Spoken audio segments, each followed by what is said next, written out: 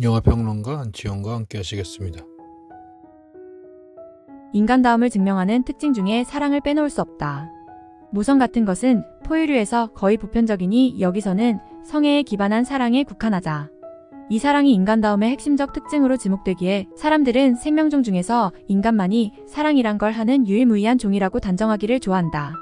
보노보나 늑대 등 인간 외에 사랑에 근접한 행태를 보이는 생명종이 없는 것은 아니다. 그러나 다른 종의 사랑은 사랑이 아니라 번식에 최적화한 더도 아니고 덜도 아닌 유성생식으로 치부된다. 인간 또한 종족 보존은 물론이고 사랑까지 기본적으로 유성생식의 구조에 의존하고 원형으로 받아들이지만 적어도 인간의 사랑엔 포유류를 비롯한 동물 세계의 번식과 판이한 기제가 작동한다고 의미화한다. 다른 동물에 정말로 사랑이란 게 없는 건지 인간의 사랑이 다른 동물과 분명하게 구별되는지는 솔직히 전적으로 확증할 수가 없다. 따라서 그것은 증명이라기보다 믿음에 가깝다고 봐야 한다. 혹시 우리가 사랑이라고 예찬하는 감정과 행태가 소위 문명시대를 살아가는 인간종의 최적화한 번식법을 분식한 것에 불과하지는 않은가? 그런 의문이 불가능할까? 사랑과 섹스가 다르고 또한 섹스와 번식이 다르다고들 말한다. 성애에 기반한 사랑에서 섹스는 그 표징이 된다. 본래 목적인 번식은 회피하되 전래의 번식행위 자체엔 강박적으로 몰두한 문명화한 인간의 섹스라는 게 동물성의 탈피라기보다는 다른 방식의 동물성 고착은 아닐까? 의문은 나아가 불안의 씨앗이 된다.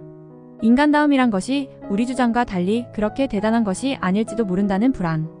인간이란 고유한 존재가 없고 리처드 도킨스가 말한 대로 그저 확장된 표현형만 있을 수도 있으니 말이다.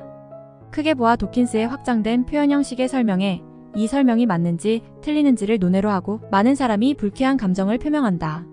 인간이 확장된 표현형이라면 사랑은 그저 광대일 테니 말이다.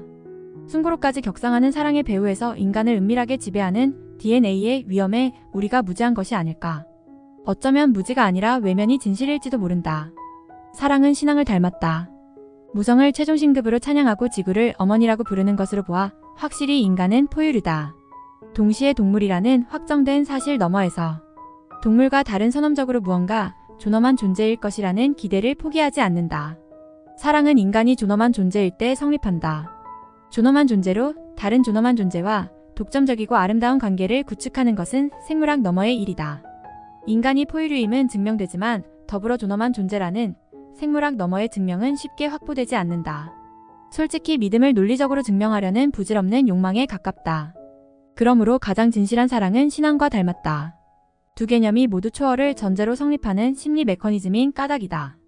둘 다 실제하긴 한다. 해명되지 않지만 실제한다는 점 또한 공통점이다.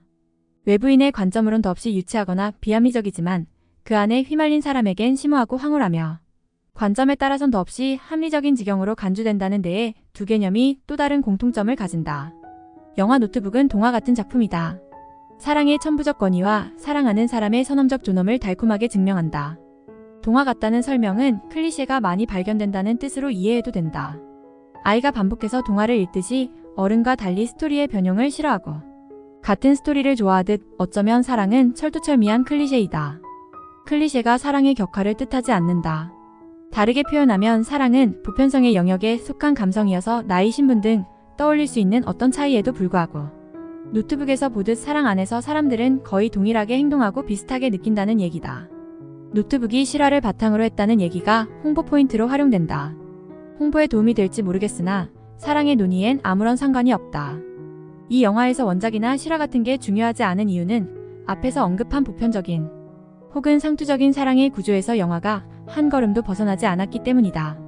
노트북에서 17살의 엘리, 레이첼 맥아담스와 동갑내기 노아, 라이언 고슬링은 서로를 첫사랑으로 만나 열정적으로 사랑하고 평생을 함께한다. 예상대로 두 주인공 사이에 신분격차가 있다.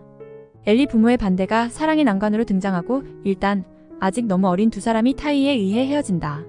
각자 상대와 무관한 삶을 살다가 엇갈린 삶에도 불구하고 7년 만인 24살에 재회한다. 강제 이별 후 1년을 매일 엘리에게 편지를 쓴 노아의 모습에서 관객은 사춘기나 그 이후에라도 겪었을 첫사랑의 열병을 기억할 법하다. 첫사랑, 신분격차, 사랑의 방해꾼, 이별, 재회, 막강한 연적의 등장, 사랑의 결승전, 사랑의 확인과 쟁취 등 사랑 서사의 전통적 요소가 노트북을 빼곡히 채운다. 나열된 요소들은 영웅서사와 로맨스를 설명하는 비평이론을 떠올리게 한다. 로맨스의 서사에서는 먼저 사랑이란 낙원이 제시되고 이어 추방이 일어난다. 연인 사이의 갈등이나 외부의 시련으로 인한 격리의 단계 또한 등장한다.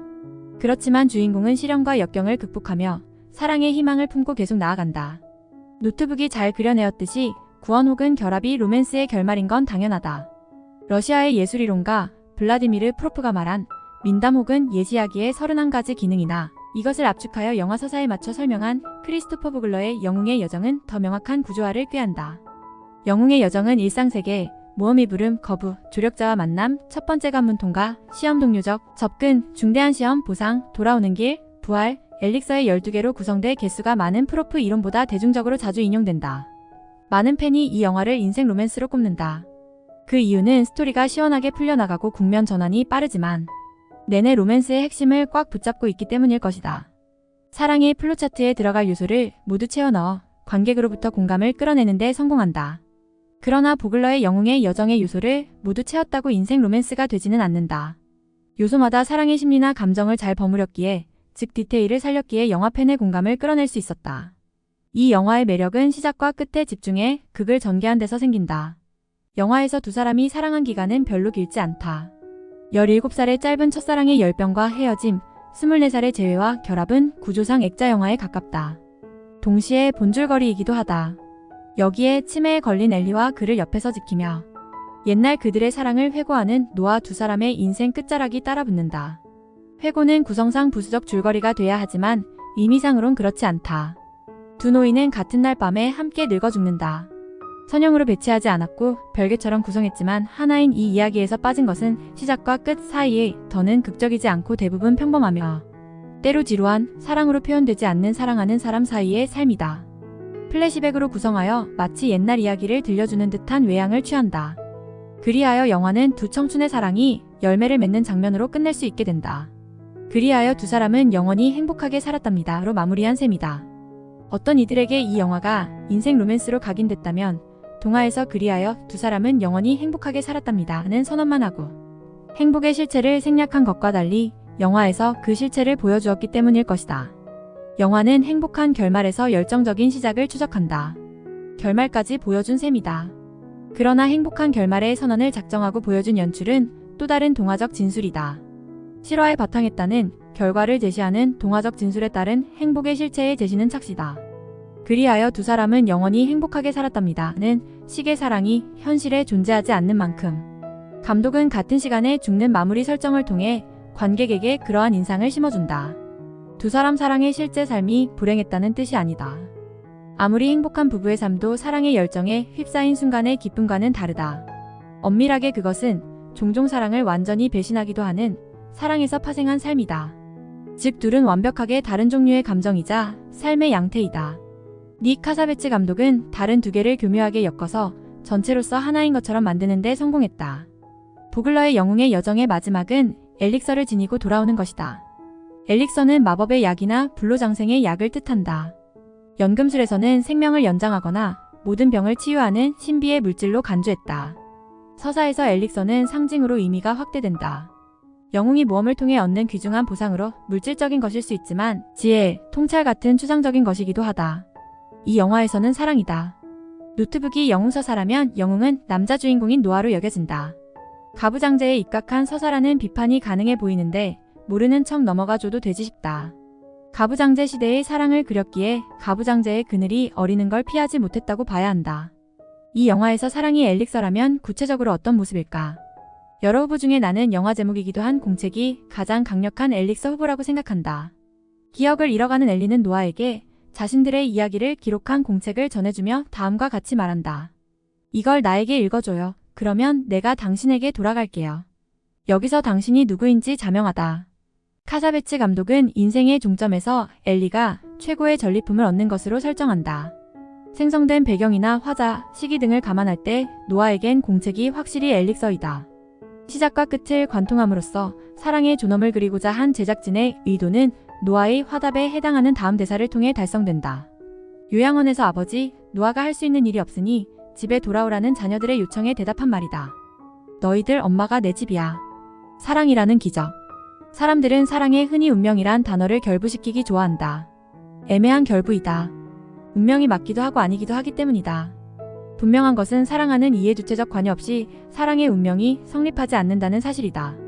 노아가 엘리와 약속을 지키기 위해 집을 지었기 때문에 엘리가 노아를 다시 찾아올 수 있었던 것처럼 사랑은 그 집 앞을 서성이거나 과거 함께 걷던 길을 홀로 걷는 등 무의식적으로 운명에 자신을 메어두려는 욕망에 근거함으로써 운명이 된다. 사랑의 기적이란 말은 거짓말이다. 사실 사랑 자체에는 기적이 깃들지 않았다. 사랑의 기적을 믿는 연인에게 기적이 일어날 뿐이다. 그러므로 앞에서 지적하였듯 신앙과 같은 맥락에서 사랑은 기적을 믿을 수 있고 기적을 일으킬 수 있다. 필연적 추락이 자신에게만 유일하게 예외일 것이라는 비합리성을 믿고 추앙한다는 점 자체부터 기적이다. 그러나 기적 없는 세상이 얼마나 삭막할까를 생각하면 많은 사람이 그런 믿음을 지녀서 얼마나 다행인가. 노트북은 사랑이라는 환상을 교묘하게 기적으로 연출한 사랑스러운 영화이다.